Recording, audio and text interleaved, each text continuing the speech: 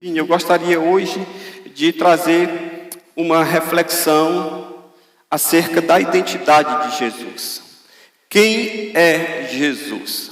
Em qual Jesus você crê, você acredita? Eu queria convidar você a abrir comigo a sua Bíblia do Evangelho de Mateus, no capítulo 16, do versículo 13 em diante. Mateus 16, 13 em diante. Diz assim a palavra do Senhor. E chegando Jesus às partes de Cesareia de Filipe, interrogou os seus discípulos dizendo: quem dizem os homens ser o Filho do Homem? E eles disseram: uns João o Batista, outros Elias, e outros Jeremias, ou um dos profetas. Disse-lhes ele: e vós, quem dizeis que eu sou? E Simão Pedro respondendo disse: tu és o Cristo, o Filho do Deus vivo. Pai, no nome de Jesus, eu te peço a tua bênção sobre a ministração da tua palavra, que o teu Espírito Santo fale conosco, trazendo entendimento, compreensão, revelação na tua palavra nessa manhã, de forma que saiamos daqui com a plena certeza e o entendimento de quem é Jesus Cristo e do papel que o Senhor tem na nossa vida e das implicações que tem para nós o fato de crermos nele como único Senhor e Salvador. Em nome de Jesus. Amém.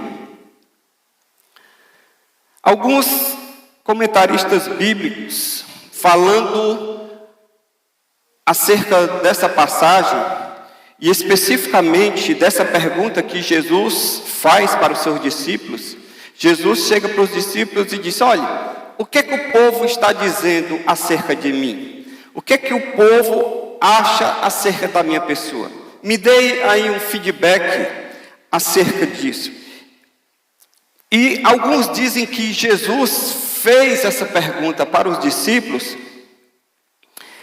porque ele estava motivado pelo sentimento de saber quem eram de fato os seus discípulos, além daquele pequeno grupo dos 12 que ele havia chamado.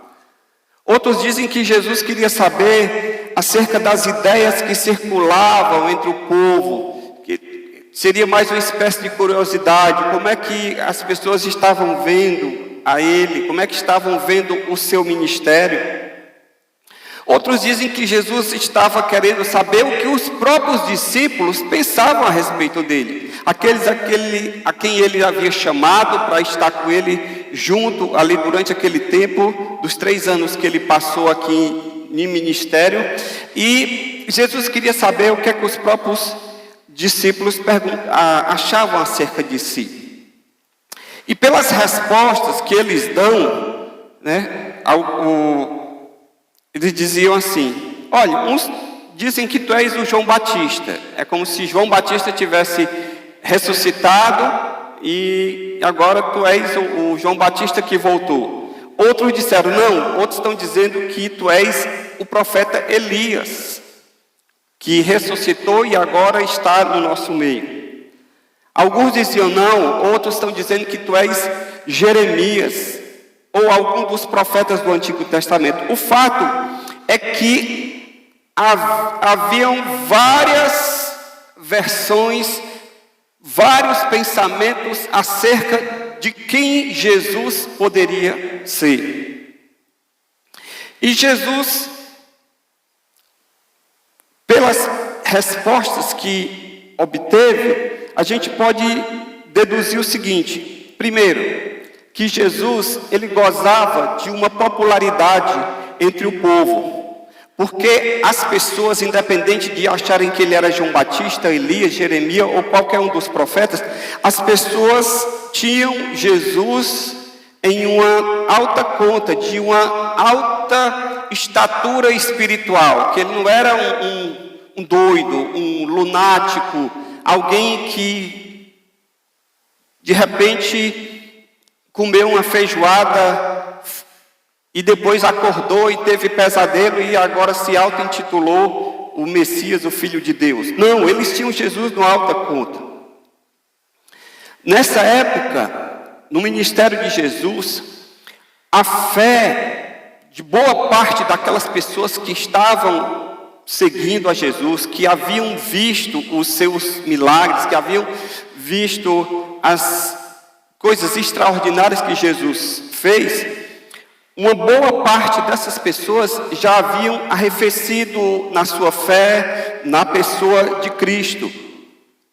E as próprias autoridades religiosas da época, como os fariseus e o sinédrio em si, eles estavam tentando constantemente minar o ministério de Jesus, através de oposição, através de perguntas capciosas, através de atitudes que tentavam tirar de Jesus a credibilidade perante as pessoas, que o estavam inicialmente vendo como Messias.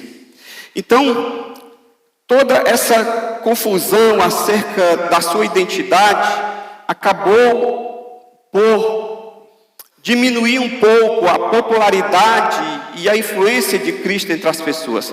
Tanto que, quando Jesus é preso e é feito aquele julgamento às pressas na madrugada, e Pilatos então coloca, o povo está dividido entre os que acreditavam em Jesus como Messias e outros que acreditavam que ele era um impostor, tanto que na hora de escolher entre Jesus e Barrabás, que era um preso, eles escolhem que solte Barrabás e que se crucifique Jesus. Daí você vê como a popularidade de Cristo já estava arrefecendo ao final do seu ministério. Para alguns que acreditavam inicialmente, quando viram o poder de Jesus, quando viram os milagres, as manifestações dele, alguns acreditavam que Jesus iria ser aquele líder não apenas religioso, que iria libertar o povo do jugo e da escravidão do Império Romano, que estava dominando o povo de Israel na época, que viam Jesus como um líder que pudesse causar uma revolução, fazer o povo se motivar a pegar em armas e expulsar os romanos. Mas alguns, quando começaram a ver o discurso de Jesus, de se alguém bate na tua face direita, oferece à esquerda, que o meu reino não é deste mundo. O próprio Judas, que era um dos discípulos, que eram do partido dos Zelotes, que era um partido meio revolucionário, muito radical, muito extremista, como se fosse um PSTU de hoje, que acreditava na luta armada. O próprio Judas já havia se decepcionado com Cristo e já não tinha mais esperança de que Jesus pudesse fazer algo para lançar a mão de armas e fazer uma revolução sangrenta. Tanto que Judas, ele acaba vendendo a Cristo, entregando a Cristo por 30 moedas. Porque talvez ele tenha pensado o seguinte: passei 3 anos com esse cara aqui, acreditava nele, acreditava que ele ia fazer algo de uma revolução, porque é o que o meu partido prega, o que é que a gente acredita, e aí agora ele vem todo manso, todo cordeiro, dizendo que o reino dele não é deste mundo. Eu tenho que sair daqui com algum lucro, com alguma coisa. E aí vendeu Cristo e disse: vou pegar pelo menos aqui um dinheiro para eu poder não sair daqui totalmente em vão. E o fato é que Judas o traiu por 30 moedas. Então vejam como as posições são diferentes, são antagônicas acerca de quem Jesus de fato era. E nós estamos vivendo aqui em pleno século 21, e a semelhança do povo da época de Jesus, nós também temos diferentes visões, diferentes formas de ver a Cristo nos nossos dias. E no Brasil, que nós somos um país considerado, dentro da sociologia da religião, nós somos um país eminentemente cristão, divididos entre católicos e protestantes, mas tudo seria, dentro da classificação geral das religiões, seria cristianismo. Então, nós somos um país eminentemente de uma visão judaico-cristã. A revista Veja, no ano de 1999, nas publicações das entrevistas da capa amarela, das folhas amarelas, que é sempre uma entrevista com alguma pessoa, e trazia na sua reportagem a seguinte expressão: Brasil, um país cristão. Por quê? Porque, de acordo com a pesquisa e a estatística que eles levantaram, 99% das pessoas entrevistadas disseram acreditar em Deus. Ora, como toda pesquisa tem margem de erro de pelo menos um ponto percentual para mais e para menos, nós podemos então dizer que 100% das pessoas entrevistadas diriam que acreditam em Deus, que são cristãos e que seguem a Cristo. Mas uma coisa é você falar, uma coisa é você confessar, é você expressar por meio de palavras. Outra coisa totalmente diferente é aquilo ter alguma repercussão prática na sua vida, no seu dia a dia, nas suas decisões.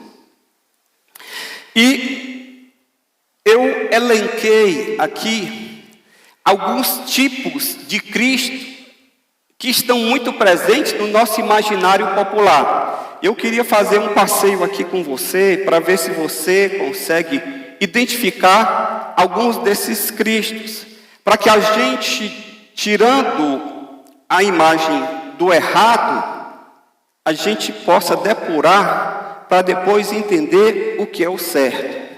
Para a gente dizer o que algo é, primeiro a gente precisa dizer o que não é. Primeiro a gente precisa desfazer as imagens e os pensamentos equivocados, para que uma vez por exclusão, a gente tirando aquilo que não serve, aquilo que não é, a gente possa agora, diminuindo o universo de análise, de abrangência, a gente possa tentar chegar naquilo mais próximo do real, do concreto e do verdadeiro. É assim que a ciência trabalha. A ciência, ela trabalha por eliminação. Quantas, por exemplo, testes já foram feitos aí na busca pela vacina para o coronavírus? Milhares de testes. Se estuda diversas possibilidades e aí vai por eliminação até se filtrar e chegar em algo que seja mais próximo do real. Certa vez perguntaram para Thomas Edison, que é o inventor da lâmpada elétrica. Dizem as estatísticas ou a tradição que antes dele fazer a lâmpada funcionar e acender e dar certo, ele teve 1000 experiências, 1000 testes em que fracassou, em que quando ele fabricava, testava e tudo, e ia acender, queimava, não funcionava, não acendia. E perguntaram então para ele: já que você fez 1000 testes que fracassaram, até você conseguir chegar na lâmpada, e aí ela acender e funcionar, e hoje nós estamos aqui desfrutando dela, você não se desestimulou, você não se cansou, você não quis desistir? E Thomas Edison disse o seguinte: eu não falhei 999 vezes, eu apenas verifiquei 999 formas de não funcionar. Mas até chegar naquela que funcionou. Então eu não fracassei 999 vezes, eu apenas aprendi 999 formas de que não é assim que funciona. Então, com esse mesmo entendimento, faça comigo aqui hoje um exercício de raciocínio para a gente poder ver os diversos tipos de Cristo que está na nossa cultura, no nosso imaginário popular. Primeiro, o tipo de Cristo que nós temos na nossa cultura é o Cristo sofredor, é o Cristo resignado, aquele que aceita ser martirizado pelos seus algozes, é aquele que está lá na cruz, sofrendo, dor, com o semblante desfigurado. É aquele Cristo que inclusive no meio evangélico se canta dele, quando aquele cântico que diz: Jesus virá outra vez aqui. E aí diz: Jesus virá outra vez aqui, Jesus virá mais outra vez aqui. Ele veio ao mundo para ser mártir da paz. Jesus não veio ao mundo para ser mártir da paz. Então, quando se canta na igreja esses cânticos errados, equivocados, nós estamos adorando um falso tipo de Cristo. É aquele Cristo sofredor. Pastor, qual é o problema de olhar para Cristo apenas como aquele sofredor lá na cruz? É que nós invertemos a perspectiva. É que nós temos pena do pobre coitado que está ali sofrendo na cruz. E ao invés de nós olharmos para nós e nos sentirmos pobres, miseráveis, cegos e nus, necessitados da graça e do perdão de Deus, nós nos sentimos empavonados, e nós olhamos para Cristo e começamos a ter pena e dó dele. Afinal de contas, ele está ali sofrendo e agonizando na cruz. Nós temos também na nossa cultura um outro falso tipo de Cristo, que é o Jesus menino. O Jesus menino é o Cristo sem credibilidade, é o Cristo que não tem muito a acrescentar à nossa vida por meio da sua fala, das suas declarações. Afinal, o que um menino fala, o que uma criança fala, ninguém leva muito a sério. Por quê? Porque é uma criança que não sabe o que diz, que não tem muito a acrescentar, que muitas vezes a gente diz: te cala, menino, cala a boca, tu não sabe o que está falando. É o Cristo inócuo, é o Cristo que ao invés de cuidar, precisa ser cuidado, porque o menino, uma criança, o Cristo da manjedoura, ele precisa ser cuidado e não cuidar da gente. É o Cristo do presépio, somente para ser admirado com os olhos, mas não amado com o coração. É o Jesus menino, é o Jesus do presépio, que é só uma criancinha para ser admirada. Nós temos também um outro tipo de Cristo, que é o Cristo salvador da alma. É um falso Cristo. Por quê? Porque esse Cristo, que é o salvador da alma, ele cuida da minha alma, mas do meu corpo cuido eu. Ele diz, a função dele é simplesmente me salvar a minha alma. Mas como eu vou viver a minha vida, como eu vou usar o meu corpo, aí ele não interfere, aí eu ando como eu quero, aí eu faço o que eu quero. Ele não tem de mim uma demanda em que eu viva em novidade de vida, em que a minha vida seja transformada. Afinal de contas, ele está interessado só na minha alma, só em me levar para o céu.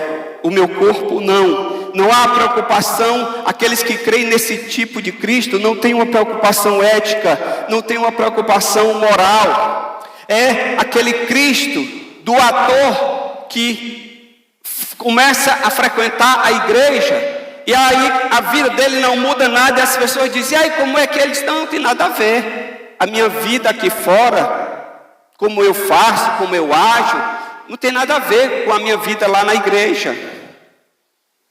É departamentalizado, ou seja, a fé dessa pessoa, ela não é capaz de influenciar a vida dela nas decisões, nos valores, nos costumes.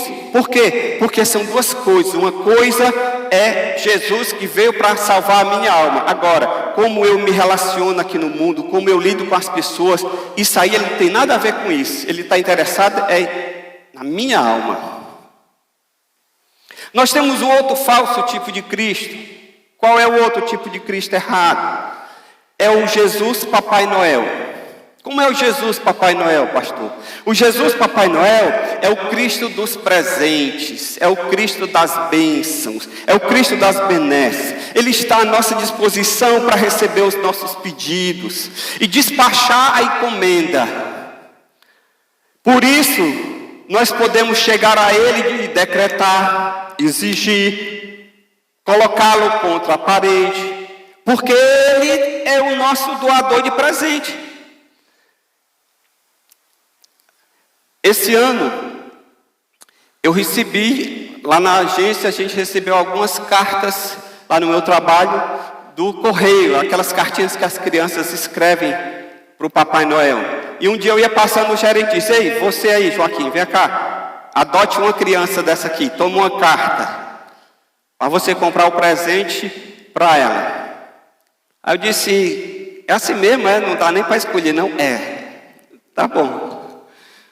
Aí eu peguei, olhei lá, aí tinha uma meninazinha que escreveu, o nome dela era Raquel. Ela é: Papai Noel, eu gostaria de ganhar um kit de slime. Eu disse: o que é slime? Ele disse: não sei não, te vira. Eu digo: tá bom. E aí, quando foi um dia, eu fui ao centro para procurar este tal de kit de slime. E eu descobri que o slime nada mais é do que aquela meleca que você modela. E aí eu comprei lá vários potinhos de várias cores para poder formar o kit. E aí botei dentro do presente e botei um bilhetinho. Porque eu disse: eu não posso deixar essa criança iludida com o Papai Noel. Pode até ser que você olhe para mim e diz: pastor, mas o senhor vai desfazer aquela imagem da criança, aquela experiência lúdica da criança. Mas eu não me senti, irmãos, em paz em simplesmente dar o kit. Aí eu coloquei: Raquel, aqui quem fala é um cristão que crê em Jesus Cristo e não no Papai Noel. Quem está dando esse presente para você é alguém que foi enviado por Jesus. Deus te abençoe. Pronto. E aí botei lá e entreguei. Se a Raquel vai ficar decepcionada ou não, eu acho que não, porque ela vai ganhar o slime dela. Mas pelo menos eu estou com a minha consciência tranquila de não alimentar uma figura errada. Porque Cristo não é o Papai Noel. Cristo não é esse que está ali simplesmente para nos abençoar, para fazer os nossos gostos, para receber os nossos pedidos e despachar a encomenda. Esse Cristo Papai Noel, qual é o problema dele? É porque ele é um Cristo sazonal, ou seja, ele é um Cristo que só precisa se fazer presente na nossa vida em determinadas datas festivas, como Natal, como Semana Santa e datas religiosas, em que as pessoas passam, por exemplo, o carnaval, todo solto na buraqueira, solto na gandaia. Aí depois vem quarta-feira de cinza, aí vai todo mundo lá,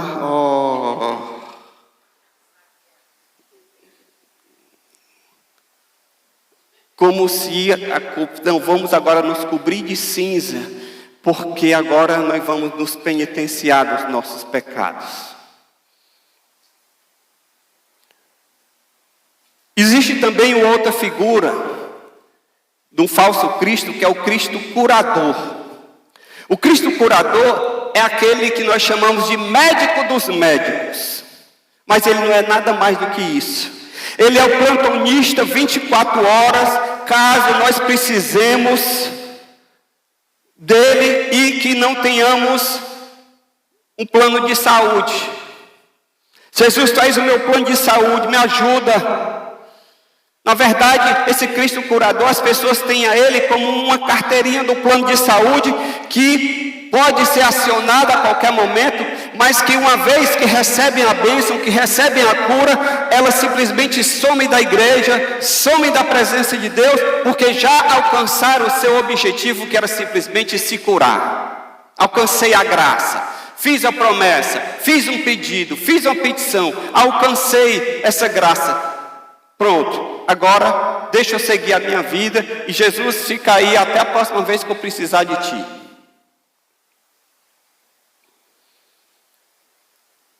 Nós temos também um outro Cristo no nosso imaginário popular, que é o que eu chamo de o Cristo sem poder e sem respeito. Qual é o Cristo sem poder, impotente? Qual é o Cristo amoral, acrítico? É o Cristo Redentor no Rio de Janeiro, que está ali, assiste toda aquela degradação moral toda aquela violência naquela cidade, mas que permanece imóvel, estático, indiferente. É o Cristo do barzinho. Ali na Antônio Salles, nós tínhamos, alguns anos atrás, um barzinho, que na entrada do barzinho tinha uma imagem do Cristo Redentor. Eu acho que a pessoa pedia até a bênção. Abençoe aqui, eu tomar um ali, não me fazer mal, ou então para não bater o carro quando eu sair. É o Cristo do crucifixo. É o Cristo que está no altar da igreja, que às vezes está aqui numa cruz, mas é o Cristo que também está lá naquela cruz, no Congresso Nacional, nas rodas, nas negociatas. É o Cristo que muitas vezes é incapaz de intimidar qualquer pessoa, de se corromper, de roubar, de fazer algo errado. É o Cristo totalmente impotente. Nós temos também o Cristo passaporte. Como é o Cristo passaporte, pastor? Ele funciona como uma espécie de setor de expedição de passaporte da Polícia Federal. Sua única função é garantir a minha entrada no céu. Jesus é o meu passaporte para o céu. Qual o problema disso? É que a gente se aproxima de Cristo simplesmente por temor, por medo de ir para o inferno, por medo de ser condenado ao inferno. Então a pessoa se aproxima de Cristo para garantir que ela vai entrar no céu, mas ela não se relaciona com Ele por amor. Ela não sabe e não desfruta de um relacionamento pessoal. Ela quer simplesmente se livrar do fogo do inferno e usa Jesus como passaporte para garantir a entrada dela no céu. Nós temos também o Jesus guerreiro. Como é o Jesus guerreiro, pastor? É o Jesus que luta as nossas lutas, da batalha espiritual. É o Jesus que guerreia as nossas guerras, que destrói o inimigo, que pisa na cabeça do inimigo. Mas que esse mesmo Jesus que tem esse poder para derrotar o inimigo é incapaz de transformar o meu mau gênio, o meu jeito de ser esquentadinho, o meu jeito de ser falador, o meu jeito de usar a minha língua para ferir, para cortar, para falar mal. É um Cristo que tem poder para derrotar o inimigo, mas é um Cristo que não tem poder para transformar a minha vida. Eu quero a Cristo apenas para derrotar o inimigo, mas eu não quero Cristo para transformar o meu ser, para transformar a minha vida. É o Cristo guerreiro, que está ali só para poder repreender o inimigo. Está ali só para poder amarrar a Satanás, mas que não é capaz de mudar o meu jeito de ser. E eu passo anos e anos dentro da igreja sem mudança de vida, porque Jesus, Ele está aqui só para derrotar o inimigo, para me livrar das armadilhas de Satanás. Nós temos também o Jesus burguês. Como é o Jesus burguês? O Jesus burguês é o Cristo da teologia da prosperidade. O Jesus burguês é o Cristo da confissão positiva. É o Cristo para aquele cristão que nele crê. Não admite passar por privações. A pessoa que crê nesse Cristo, ela não admite sofrimento. Ela não admite pobreza, ela não admite dificuldade. E se alguém estiver passando por dificuldade, é porque esse alguém está em pecado. A pessoa já está numa situação difícil. Aí chega o abençoado e diz: irmão, olha isso aí, deve ser pecado na sua vida. Aí é pecado não confessado.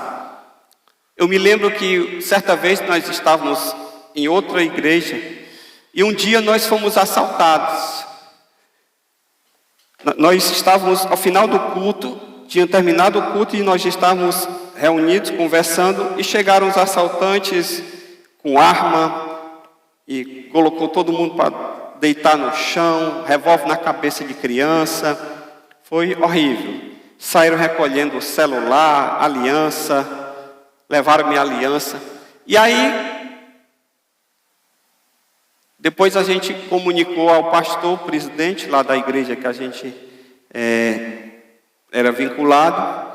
E nós soubemos depois de que alguns irmãos de outras congregações chegaram a dizer que é porque a gente devia estar em pecado, porque isso só aconteceu com a gente porque devia ter pecado não confessado na congregação. É o Jesus burguês. Por quê? Porque quem crê nesse Jesus não admite passar por privação. Afinal, você é filho do rei. Como filho do rei, você é príncipe, e você foi colocado por cabeça e não por cauda, então não se admite nenhum tipo de privação. E aí eu fico pensando, o que é que uma pessoa dessa diria para o apóstolo Paulo, que escreveu a maior parte do Novo Testamento, que sofreu apedrejamento, por 3 vezes foi dado como morto, sofreu privações, fome, naufrágio, sofreu todo tipo de oposição ao seu ministério, porque Jesus disse, eu vou mostrar a ele o quanto importa padecer pelo meu reino. E por isso mesmo Paulo disse, olha irmãos, eu posso todas as coisas naquele que me fortalece. Eu sei estar em fartura, sei estar também em escassez, porque Cristo é quem me fortalece. Então, para esse pessoal que crê no Cristo burguês, Paulo não tem nada a lhes dizer, não tem nada a lhes acrescentar. Nós temos também o Jesus amuleto. O que é o Jesus amuleto, pastor? É o Jesus de Tomé, que ele precisa ser visto para ser crido. A pessoa tem que andar com alguma coisa, ou é um pedaço de uma cruz, ou é um pé de coelho, ou é alguma coisa que faça com que ela tenha algo concreto. A pessoa que tem Cristo como amuleto, ela chega no lugar desse aqui, ela fica perdida. Por quê? Porque ela olha e não vê uma imagem, não vê nenhuma referência ao sagrado em que ela possa se pegar, ela só vê a tela de TV, caixa de som, máquina de ar-condicionado, instrumento. Ela diz, onde é que está Jesus? Eu preciso de uma referência. Porque ela foi ensinada que ela precisa de algo concreto. Chegaram para Tomé e disseram, Tomé, o mestre ressuscitou. Ele disse, eu não acredito. Eu só acredito se eu pegar nele, sentir. E Jesus então depois, por misericórdia, aparece, chama Tomé e diz, olha aqui Tomé, bota a mão aqui. Não sejas incrédulo, mas crente. Bem-aventurados que não viram e creram. Então, Jesus amuleto é esse Jesus que precisa ser tocado. Eu estive em Roma e visitei a Basílica de São Pedro. E lá em Roma, na Basílica de São Pedro, tem uma estátua de Pedro, que segundo eles é o primeiro Papa. E Pedro sentado lá na cadeira, e todo mundo faz fila para poder passar e ver a imagem de Pedro de perto. E todo mundo que passa faz assim, ó, o pezinho de Pedro. Pega no pé de Pedro. Vocês sabem que estátua de bronze, ela é quase preta. Pois o pé de Pedro lá parece que foi lustrado, bem clarinho, cor de ouro. Por quê? Todo mundo que passa quer pegar no pezinho de Pedro para poder se sentir perto do sagrado. Aí você diz, pastor, você pegou no pé de Pedro? Não, eu só fiz olhar e passei. Eu estou lá como turista, eu quero ir em todas as coisas, porque eu quero conhecer. Ah, mas está na igreja católica? Irmãos, eu estou ali como turista, eu não estou ali como adorador. Eu quero conhecer, eu ver as coisas bonitas que tem lá, o teto todo de ouro, aquelas coisas assim que você só acredita porque você está lá.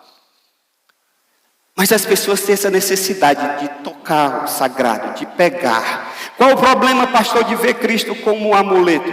É que você acaba colocando a sua fé no objeto e não na pessoa. Se ela não tem algo a que ela se remeter, ela não consegue orar a Deus sem ter algo. Ela não consegue se dirigir a Deus sem ter um texto para ficar. Ela precisa de algo concreto. E a Bíblia Sagrada nos diz que nós adoramos a Deus em espírito e em verdade. Nós não precisamos de amuleto. Amém? E o último Jesus que eu gostaria de falar do imaginário popular é o Jesus que eu denominei de comerciante. O que é o Jesus comerciante, pastor? É aquele com quem nós desenvolvemos uma relação de comércio. É o Cristo do pagador de promessas. É o Cristo do toma lá da cá. Eu te dou isso, Jesus, para tu me dares isso. Se tu me curares, eu vou a pé daqui para Canindé. Se tu me curares, eu vou fazer isso, aquilo. Eu estou doente do pé. Eu mando fazer uma estátua do pé de madeira e levo lá para a congregação. É o Cristo do pagador de promessa, em que você tem uma relação com Ele de comércio. Eu te dou isso e tu me dá isso. Aí você diz, pastor, mas isso é coisa do catolicismo. No nosso meio evangélico não tem isso. Mas no nosso meio evangélico nós temos a nossa versão. Sabe qual é a nossa versão? É o pastor que, querendo estimular a igreja a evangelizar, ele disse, irmãos, vamos evangelizar.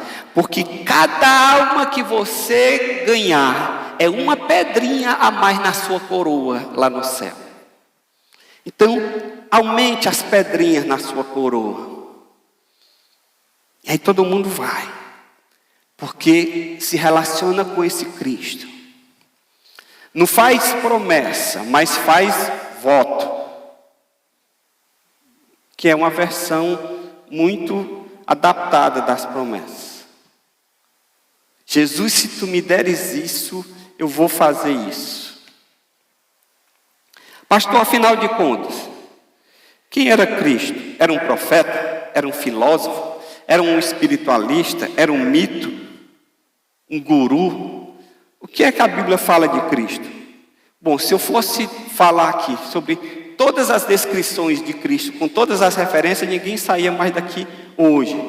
Mas eu vou fazer um resumo, só por cima, para que você possa entender. Primeiro, Jesus é o prometido do Antigo Testamento. Atos 10, 43. O texto diz o seguinte: a este dão testemunho todos os profetas, de que todos os que nele creem receberão o perdão dos pecados pelo seu nome. Todos os profetas que vieram antes de Jesus apontavam para ele como Messias. Jesus é o prometido do Antigo Testamento. É aquele que foi prometido lá no paraíso, quando o Senhor ele disse que da semente da mulher nascerá um que haveria de esmagar a cabeça da serpente, que ele feriria o calcanhar, mas ele esmagaria a sua cabeça. E nós vemos ao longo da Bíblia Sagrada, tudo apontando para Jesus. E Jesus, quando ele nasce no Novo Testamento, a Bíblia Sagrada diz que chegando à plenitude dos tempos, Jesus nasceu. Jesus falou e a Bíblia diz, tendo Deus outrora falado, de muitas vezes, de muitas maneiras, aos nossos pais, pelos profetas, nesses dias nos tem falado através de Jesus, o seu Filho. Então Jesus, ele é o prometido do Antigo Testamento. Por quê, pastor? Porque o local do seu nascimento foi profetizado lá em Miqueias 5:2. Foi profetizado que ele nasceria de uma virgem lá em Isaías 7:14. Foi dito que ele teria o Espírito de Deus lá em Isaías 42:1. Foi falado que ele seria rejeitado em Isaías 53:3. Que ele seria traído em Salmos 41:9, que ele morreria em Isaías 53:6 e que ele ressuscitaria no Salmo 16:10. Todas referências do Antigo Testamento à pessoa de Jesus Cristo. Jesus é aquele que foi prometido desde o Antigo Testamento. Que mais, pastor? A Bíblia fala de Jesus. Jesus é o Filho de Deus. Mateus 3:17 diz assim: e eis que uma voz do céu dizia, o próprio Deus falando, este é o meu Filho amado, em quem me comprazo, em quem tenho prazer. O próprio Deus testemunhou acerca de Jesus, que Jesus era o seu Filho. Pastor, como é que a gente sabe que Jesus era filho de Deus? Porque primeiro, Jesus não teve pai terreno, de acordo com Mateus 1:18-25. O anjo declarou que ele seria filho de Deus, Lucas 1:35. E o próprio Deus testificou que ele era seu filho. Jesus é o filho de Deus, por essência. Eu e você, nós nos tornamos filhos de Deus.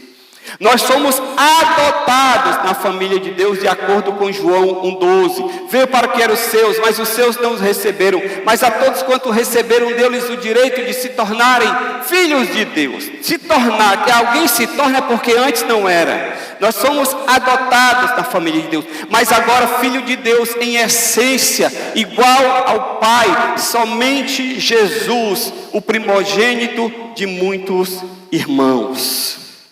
Os próprios demônios testificaram que Jesus era o Filho de Deus, lá em Lucas 8:26-39. Os discípulos testificaram que Jesus era o Filho de Deus em Mateus 16:13.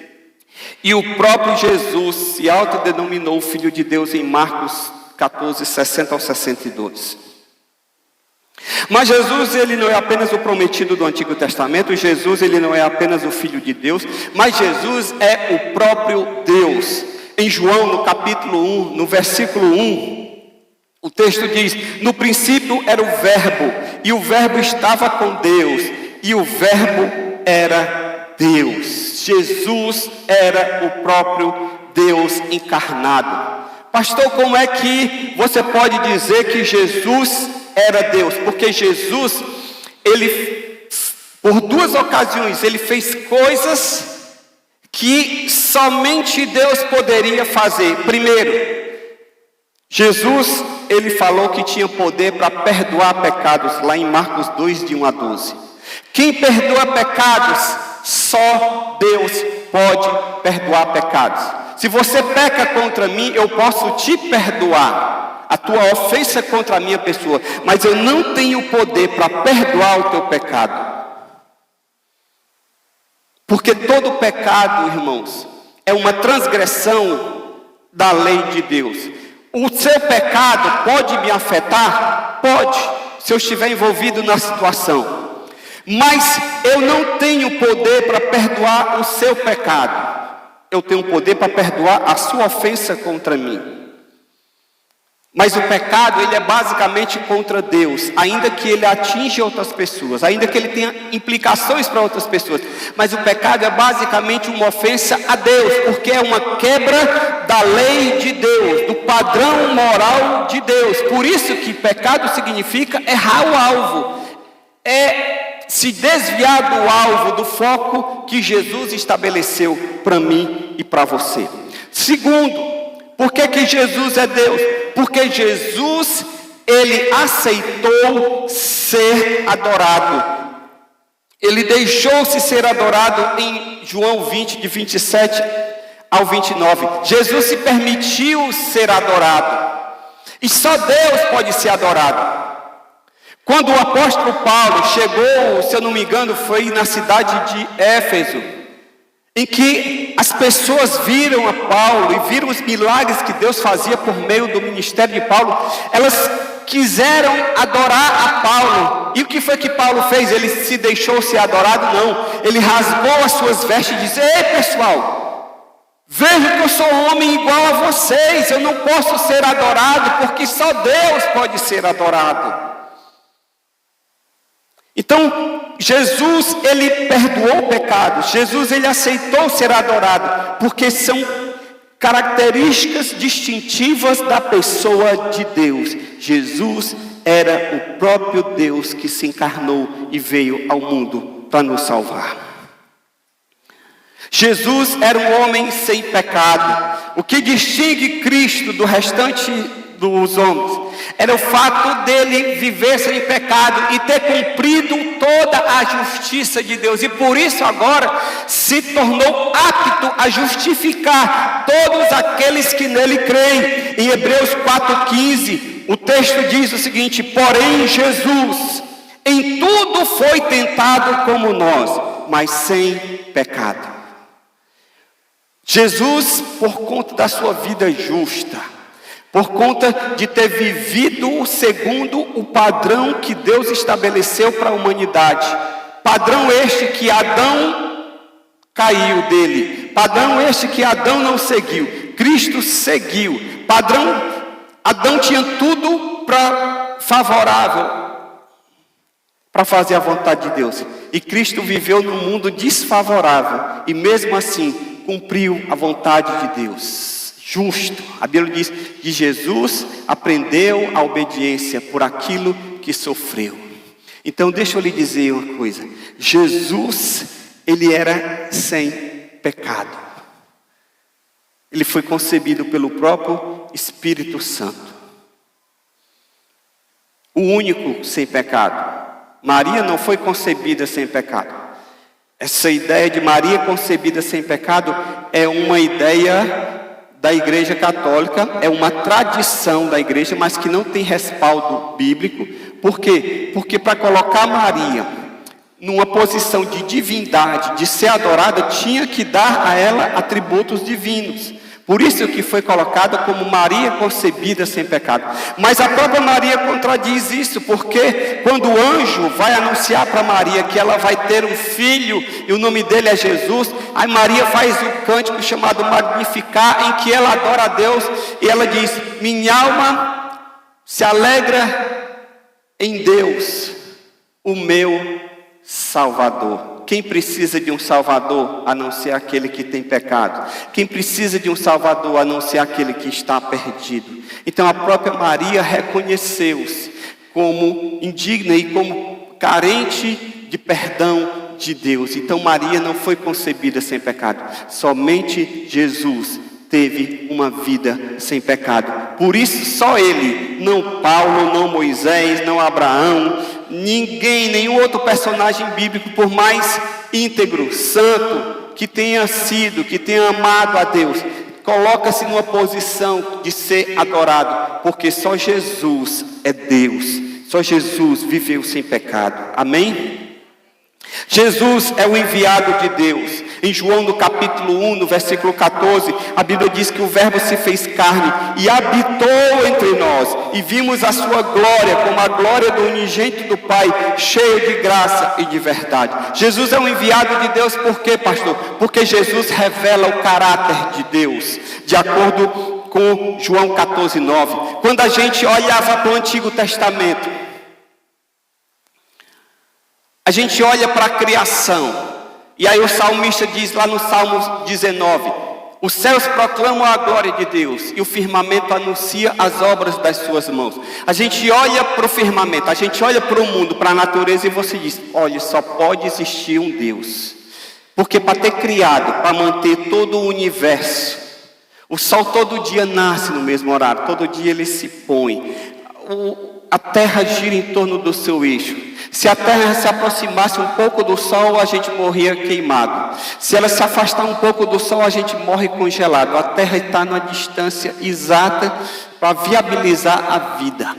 Quando você olha só para o olho humano, só para o olho, não precisa nem olhar para o corpo todo, só para o olho, e você vê a complexidade que é o olho, que até hoje o ser humano não consegue criar um olho.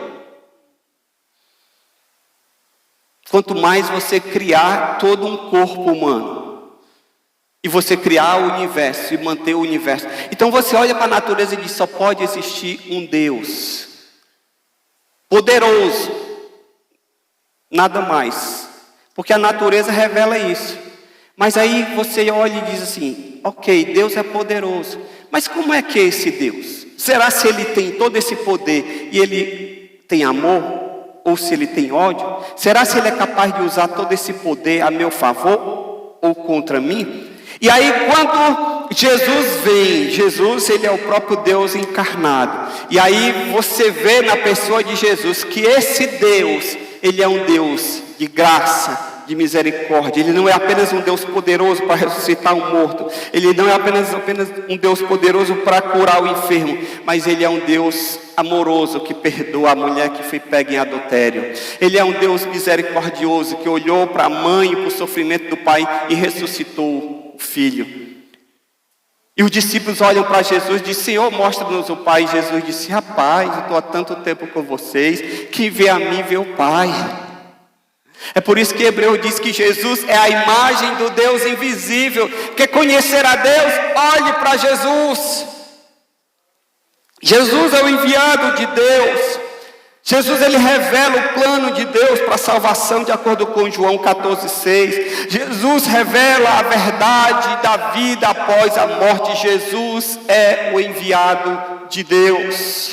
Jesus é aquele que tem todo o poder. De acordo com Mateus, no capítulo 28, do versículo 18, chegando-se Jesus, falou-lhes: é-me dado todo o poder nos céus e na terra. Jesus tem poder sobre a natureza quando ele acalmou o mar, a tempestade. Jesus tem poder sobre os espíritos malignos quando ele expulsou os demônios e mandou entrarem nos porcos e os demônios saíram. Jesus, ele tem poder sobre as doenças porque ele curava os enfermos. Jesus tem poder sobre a morte porque ele ressuscitou Lázaro e ele próprio ressuscitou e a morte não foi capaz de prendê-lo. Jesus tem todo o poder que eu e você possamos imaginar. Jesus é o Cordeiro de Deus, porque a Bíblia Sagrada nos diz lá em João 1:29, no dia seguinte João viu a Jesus que vinha para ele e disse: eis o Cordeiro de Deus que tira o pecado do mundo. No Antigo Testamento as pessoas matavam os animais para poder derramar o sangue. Por quê, pastor? Porque tinha um princípio que sem derramamento de sangue não há perdão de pecados, porque o salário do pecado é a morte. Então, por pecar, o que é que se ganha? Morte. E aí, para poder a pessoa ser perdoada, ela matava um animal no lugar dela. Na verdade, aqueles sacrifícios eram apenas uma sombra que apontava para aquilo que haveria de acontecer. E quando Jesus vem, e João Batista olha para Jesus e diz assim: eis aí o Cordeiro de Deus que tira o pecado do mundo. Esse aí é a provisão final de Deus para resolver o problema do pecado da humanidade. Foi por isso que quando Jesus está lá na cruz, e no final, a última coisa que ele fala é o seguinte: está consumado. Aquilo que eu vim para fazer, eu cumpri a risca. Eu estou hoje aqui, através da minha morte, completando a obra que o Senhor tinha para fazer. Por isso que Paulo diz lá no Novo Testamento: Deus estava em Cristo reconciliando consigo o mundo. Jesus é a reconciliação de Deus, é o braço estendido de Deus para me receber, a mim e a você, e nos perdoar e nos dar a salvação. Jesus é o Salvador, porque em Mateus 1:21 o texto diz: e darás à luz um filho, o chamarás Jesus, porque ele salvará o seu povo dos seus pecados. Jesus é o único Salvador, de acordo com Mateus 1:21. Jesus nos livra do pecado, ele nos livra do castigo do pecado, ele nos livra do poder do pecado, e ele nos livrará da presença do pecado. Lembre-se que eu já falei aqui há alguns dias: Jesus, ele nos livra do castigo. O castigo que nos traz a paz estava sobre ele, caiu sobre ele. Jesus, ele nos livra do poder do pecado, porque a Bíblia Sagrada nos diz que agora quem está em Cristo é nova criatura, que já não há mais nenhuma condenação para aqueles que estão em Cristo. Então eu não sou mais escravo do pecado. E Jesus, no final, ele vai me livrar da presença do pecado, porque quando eu estiver no céu e você estiver no céu, ali já não haverá mais pecado. Ali toda a corrupção, aquilo que é corruptível se revestirá da incorruptibilidade, aquilo que é mortal se revestirá da imortalidade, e nós estaremos para sempre na presença do Senhor. A Bíblia diz que ele enxugará dos nossos olhos toda lágrima, e todo sofrimento e toda dor ficará para trás. Jesus é o Salvador. Jesus é o vencedor da morte. Apocalipse 1:18. Eu sou o que vivo, fui morto, mas eis que estou vivo para todo sempre. Amém. E tenho as chaves da morte e do inferno. Jesus é o vencedor da morte, porque ele ressuscitou os mortos, e ele próprio ressuscitou dentre os mortos. A morte não foi capaz de detê-lo. Lá no Apocalipse, no texto que nós lemos, diz: eu fui morto, mas agora estou vivo para todo o sempre. A nosso maior inimigo é a morte. O que é que mais atemoriza as pessoas? Por que é que todo mundo usa máscara? Por que é que todo mundo fica preso em casa, trabalhando em home office, fazendo de tudo, higienizando? Porque todo mundo tem medo de se contaminar. Porque em se contaminando, a gente não sabe como é que o nosso organismo vai reagir ao coronavírus. Porque tem gente, aparentemente, que não tem nenhuma comorbidade e morre. E tem outros que, mesmo com comorbidade, não morrem. Então, essa questão de como o vírus age vai depender muito de organismo para organismo, e a gente não tem como saber. Então, todo mundo fica precavido, cuidando. Por quê? Porque a morte é o maior inimigo a ser derrotado. E Paulo diz: ó morte, onde está a tua vitória? Ó morte, onde está o teu ferrão? Onde está o teu aguilhão? Travada foi a morte pela morte de Cristo. A morte morreu na morte de Cristo. Jesus é o vencedor da morte. E eu já estou encerrando já. Jesus é Senhor. Porque em Atos 2,36 diz: saiba, pois, com certeza, toda a casa de Israel, que esse Jesus, a quem vós crucificaste, Deus o fez Senhor e Cristo. A Bíblia Sagrada nos diz que Jesus se humilhou. Lá em Filipenses, no capítulo 2, fala da kenosis, que é o autoesvaziamento de Deus, em que diz o texto assim, que Jesus se humilhou-se a si mesmo. Ele não teve, sendo Deus, não teve por usurpação ser igual a Deus, mas antes esvaziou-se a si mesmo, tomando a forma de servo e morrendo de cruz. Pelo que Deus o exaltou soberanamente e lhe deu um nome que está acima de todo nome, para que ao nome de Jesus se dobre todo o joelho nos céus e na terra. Jesus é o Senhor. Jesus, ele não é apenas Salvador. É por isso que os demônios lhe obedecem. É por isso que os demônios, quando veio o nome de Jesus, eles se afastam, eles não conseguem resistir ao nome de Jesus, porque é um nome que está sobre todo nome. Jesus é luz, porque em João 5,22 diz: e também o Pai a ninguém julga, mas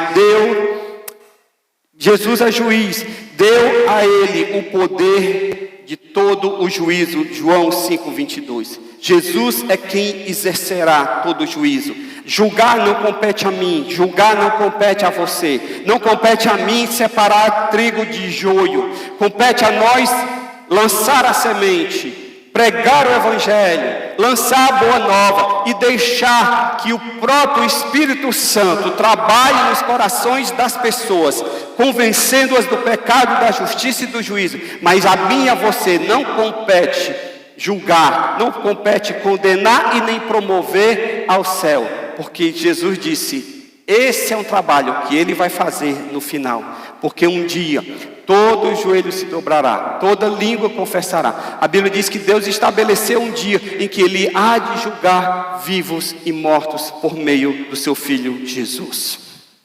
E por último, Jesus é de todos os povos e de todas as raças. João 3,16, porque Deus amou o mundo abrangentemente, de tal maneira que deu seu Filho unigênito, para que todo aquele que nele crê não pereça, mas tenha vida eterna. Jesus, falando acerca de si mesmo, ele se autodenominou como a verdade que liberta e esclarece.